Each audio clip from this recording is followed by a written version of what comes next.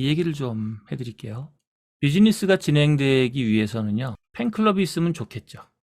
어떤 기업이 됐건 누가 됐건 팬클럽 혹은 서포터스 덕후가 있으면 좋죠. 네? 근데 우리는 그 팬클럽을 두 가지로 나누어서 봐야 돼요. 하나는 낮은 수준의 팬클럽, 또 하나는 높은 수준의 팬클럽. 여러분 어떤 팬클럽을 갖고 싶으십니까? 낮은 수준의 팬클럽을 갖고 싶은가요? 높은 수준의 팬클럽을 갖고 싶은가요? 뭐 물어보나 마나 높은 수준의 팬클럽이 갖고 싶다라고 생각하시겠죠. 그렇지만 높은 수준의 팬클럽으로 가기 위해서는 낮은 수준의 팬클럽이 우선돼야 돼요. 얘가 먼저 돼야 되는 겁니다. 팬클럽에 대한 중요도가 앞으로 더 커지고 있습니다. 그래서 팬클럽, 서포터스, 덕후에 대한 이야기를 조금 더 해보도록 하겠습니다. 지금부터 해드린 얘기를 잘 들으시기를 바라요. 제가 몇 번 말씀을 드렸습니다. 여러분 이 내용은 기억하시기를 바랍니다. 매출이 결정되어지기 위해서는 단기적으로는 3가지 요소의 조합이 필요하고 장기적으로는 7가지 요소의 조합이 필요합니다. 외우시기를 바라요. 단기적으로 매출이 이루어지기 위해서는 3가지가 필요해요. 첫 번째가 유니크한 제품이죠. 유니크한 제품. 여기서 제품에서 아주 중요한 거는 유니크니스예요. 유니크니스. 그 제품이 유니크해야 돼요. 제가 아까 빅데이터 모형, 그 다음에 AI, 그 인공지능 모형, 그 다음에 예측 모형, 이것을 비즈니스 MBTI로 만든다. 이 내용은 중소상인 하시는 분들에게 무료로도 제공되어지고 또 부분 유료로도 제공되어지는 장기적인 비즈니스로 진행될 것이다.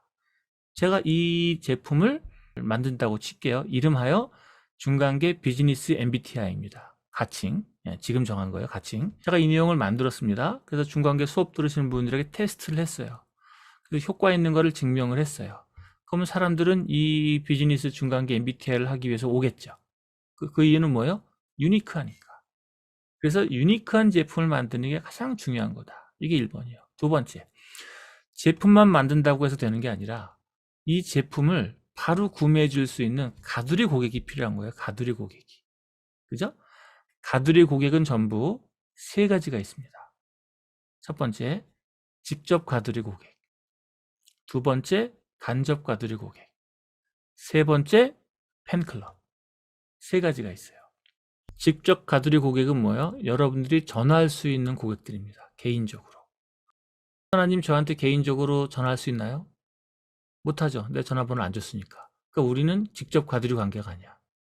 다만 간접 가두리 관계예요.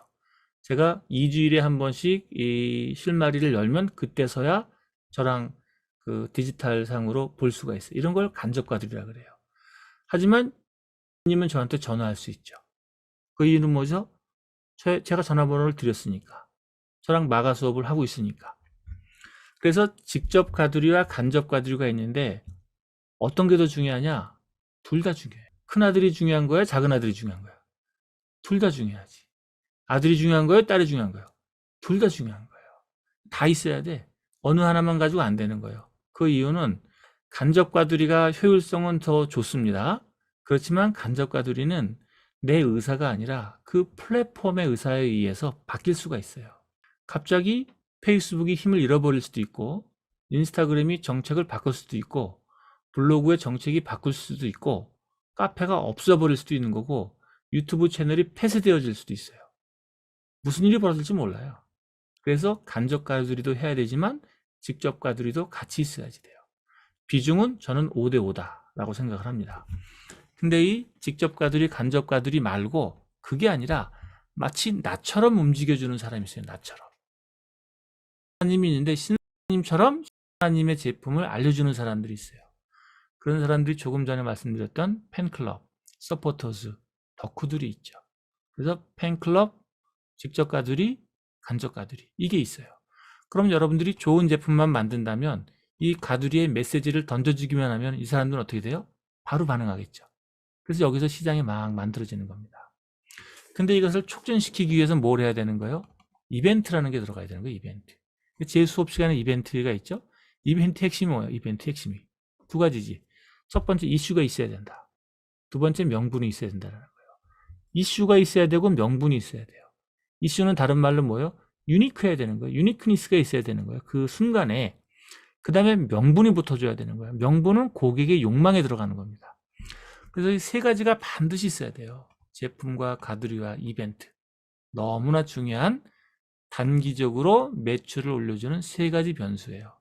자, 그럼 우리 한번 반성을 해보겠습니다. 제품을 잘 만드는 능력이 나한테 있는가? 1번 생각을 해보고, 2번 나는 직접 가두리는 몇 명인가? 간접 가두리는 몇 명인가? 나처럼 움직여주는 팬클럽은 몇 명인가? 이것을 생각을 해봐야지 돼요. 만약에 양이 충분하다면은 좋은 제품만 만들면 가두리는 자동방으로 이루어지는 거예요.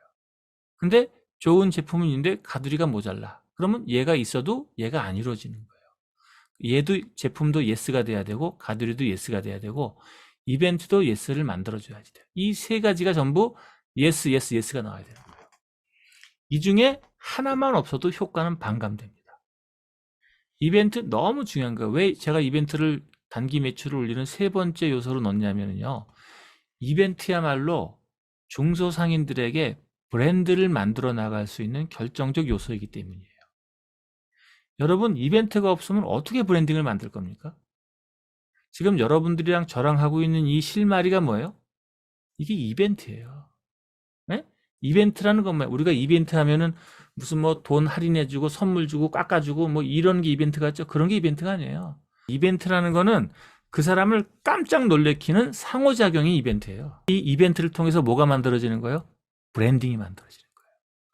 브랜딩은 뭐예요? 기억의 연합입니다. 기억의 연합. 기억이 총합되어 연합되어지는 것. 이거를 브랜딩이라고 그러는 거예요. 브랜드. 그러니까 여러분 제품과 가두리와 이벤트 이 세 가지의 상호작용을 반드시 신경 써야 돼요. 이 세 가지가 끝나고 나면 그 다음에 뭐가 필요하냐? 제품과 가두리와 이벤트를 살려주기 위한 메시지 작업이 필요해요. 메시지 작업이. 어떻게 메시지를 만들어낼 거냐. 이것이 계속 이루어지면 브랜딩이 만들어지는 거예요.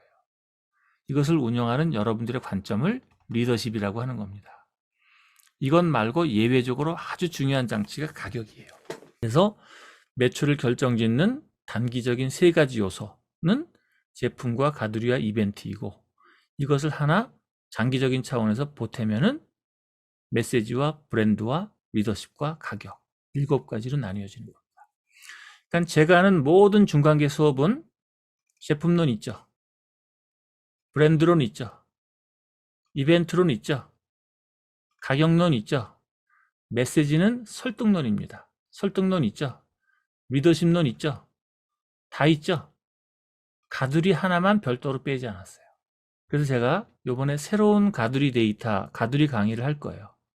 그래서 중간계에는 제품론, 브랜드론, 이벤트론, 메시지론, 가격론, 리더십론 이 6가지는 이미 만들어져 있어요. 하나만 더 만들면은 중간계 모든 매출의 결정 요소 7가지에 대한 내용은 완성이 되는 겁니다.